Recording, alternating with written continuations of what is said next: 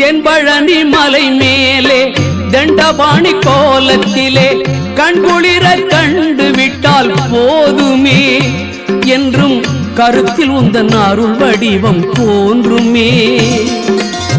தென்பழனி மலை மேலே தண்டபாணி கோலத்திலே கண்குளிர கண்டு விட்டால் போதுமே என்றும் கருத்தில் உந்தன் அருள் வடிவம் தோன்றுமே.